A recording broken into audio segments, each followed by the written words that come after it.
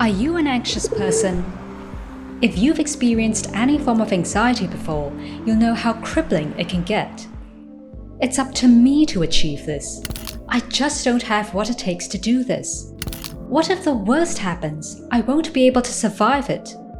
These are the thoughts that pop up in your mind all day, every day.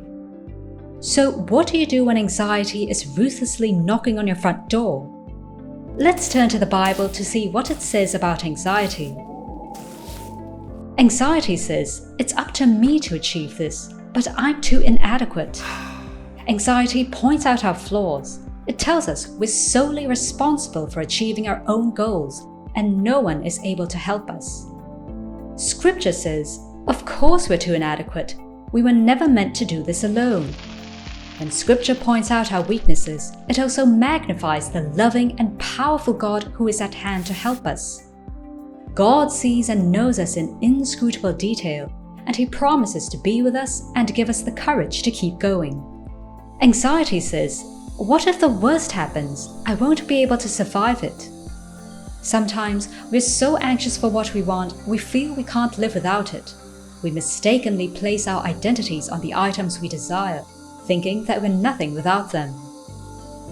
Scripture says, even if the worst should happen, the world will not end.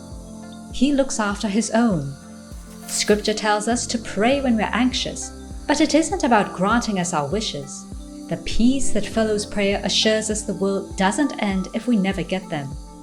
And when we know that our worth comes from being God's child, we can also be assured that God will show us in His time and way how He will provide a full life for those who belong to Him. Anxiety says, my anxiety defines me. I can't imagine living without it. When we have lived with anxiety for a long time, it's difficult to imagine any other way of life. But no matter how convincing our self-invented statements are about ourselves, they'll never override the truth of who God says we are, that we are precious and redeemed. Scripture says we have a choice between believing what anxiety says about us or what God says about us. So let's ask for His grace and wisdom to be able to listen to the right voice, and let God show us what it means to live in that rich reality of being wrapped up in His presence.